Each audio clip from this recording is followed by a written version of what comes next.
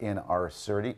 We've learned that one of the victims from the cookout shooting in West Philadelphia the other night, 4th of July evening, is a relative of State Senator Sharif Street.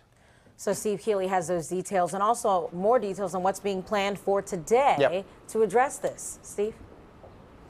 Look, just since late on the 4th of July, when that little girl was killed, just at like after 11, into the beginning of July 5th, we had 7 people, all young people, in our TV viewing area killed. So we have a 10-year-old in Vineland, a 16-year-old boy in Wilmington, Delaware, 16. Then a 19-year-old man in Trenton, the capital of New Jersey. So this violence is going over the river in both of the other 2 states. And then the 4 young men in Philly killed, 18, 19, 21, and 23. Those ages, 7 people, none of them over 23, and the youngest 10. And then after midnight tonight, another young man in his 20s killed. And so today at City Hall, in fact, just in 3 hours, Larry Krasner among a large contingent of people, mothers who care, the Father's Day Bilal, our friend, who does everything he can with gun buybacks, gun lock programs.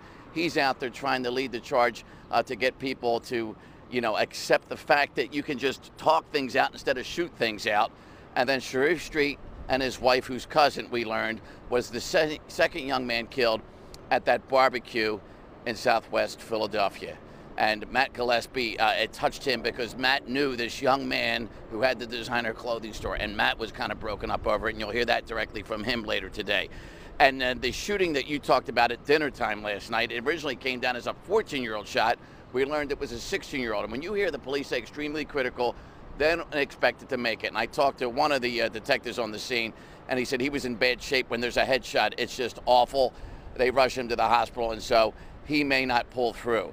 They were driving a stolen car, he told me, stolen last month, and somebody fired 3 shots and hit with 2 of those, each person in the car. Just more sadness, and we talked to the Deputy Commissioner, Christine Coulter, at the scene of that, just about the overall spate of violence yet again.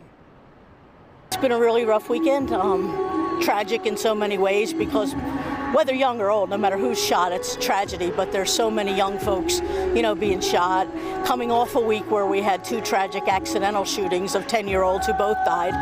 It's just, guns are something that should be safeguarded and, used only, in that last resort for self-protection or for law enforcement and military.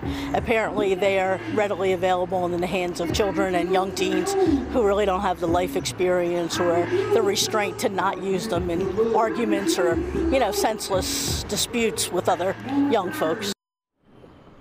So we just jumped to 200 murders, it seemed, just a couple of weeks ago. We're now nearly 300, 286. The latest murder overnight, Alex and Mike, jealous boyfriend, not happy that the girlfriend has a new boyfriend. He goes over to her house and shoots the new boyfriend to death at 1:30 this morning, instead of just talking it out or accepting that his girlfriend had moved on.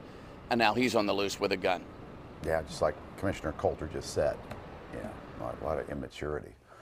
7